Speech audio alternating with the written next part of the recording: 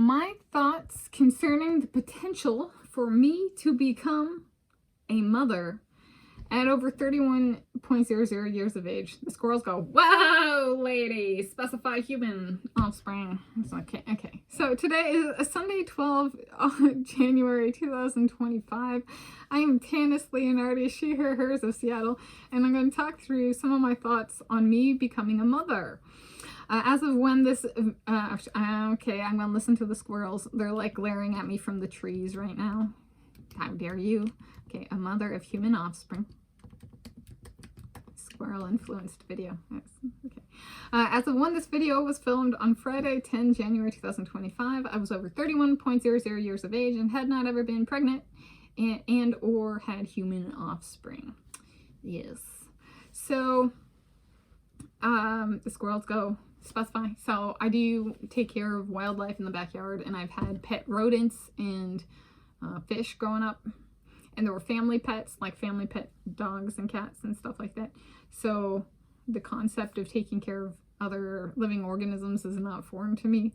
However, I have not had human offspring. I was a swim instructor and a swim coach. So there would be days where I'd spend 15 days at the community, or 15 hours at the community pool, and much of it was with human children.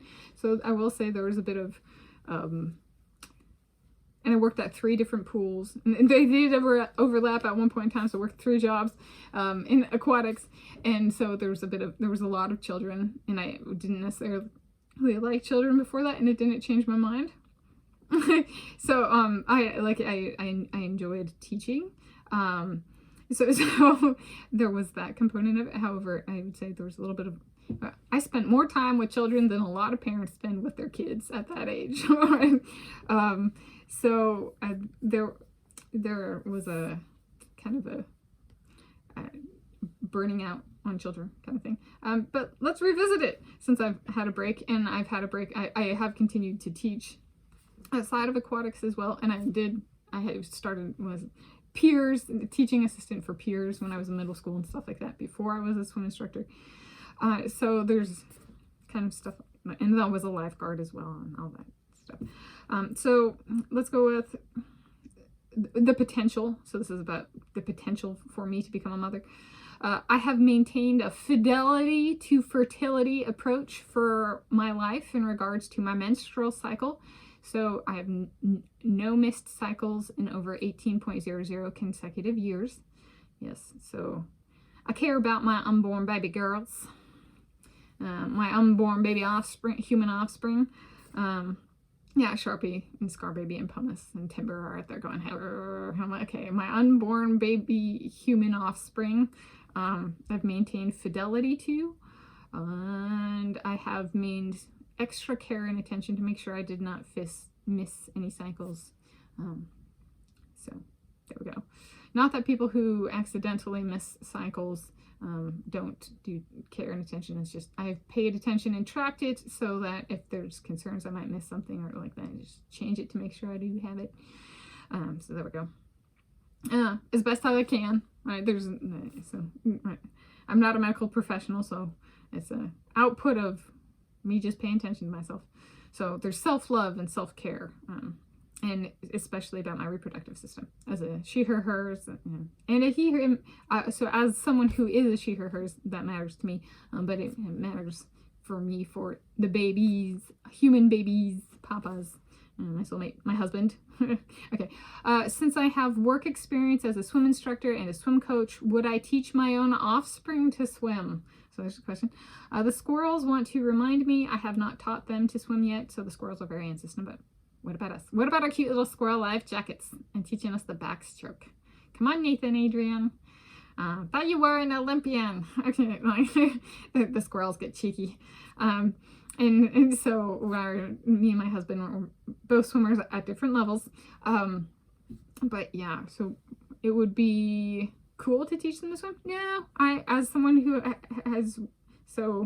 I taught the swim lessons and coached for the both of us, my Nathan and I, and so we are trusting enough in people that we would actually let other people teach them to swim. The squirrels go, good, we get your full attention then. Okay. Potential cause for concern. Okay, polio case rates were up in number as of 2022. What if I was pregnant and got polio and spontaneously fell down when I got it? So at onset of polio, what if I was living with my Nathan Adrian in New York City, and we were renting, had a year-long lease on an apartment or something like that, and we had our indoor treadmill that we both used. He's converting to run. I've managed to woo him into running. Fun tidbit. But we got to live that solution, right?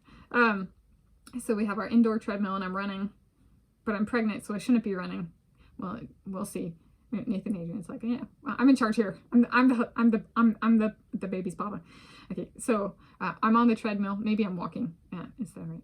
And I fall down because I get polio. The polio onset, the legs fail for me.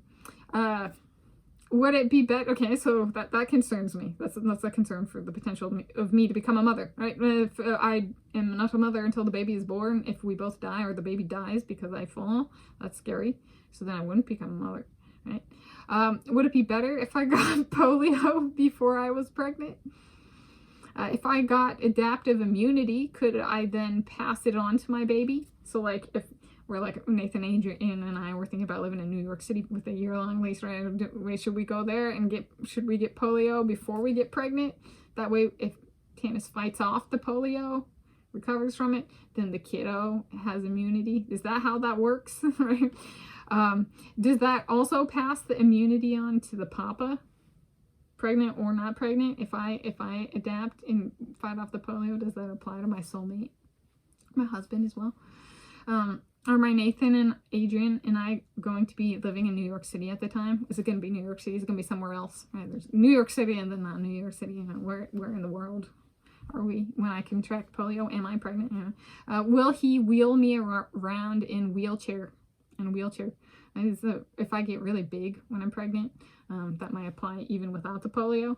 But is he up for that? I think he's over a foot taller than me. I'm 5 feet 7.5 inches, and he's about 6 feet 8.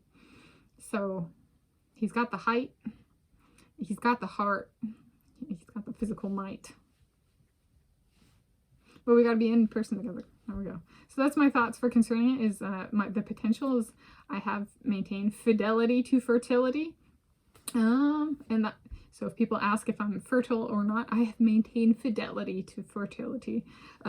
People can talk about, oh, they have a kid or something, but it's like, how have you treated your reproductive system up to that point in time? Did you abuse birth control? That's not fidelity to fertility. All right. So I have maintained fidelity to fertility and my unborn human offspring. The squirrels go, unborn human offspring. So it's my thoughts on concerning the potential for me to become a mother at over 31.00 years of age. And I'm Tanis Leonhardi, She, Her, Hers of Seattle.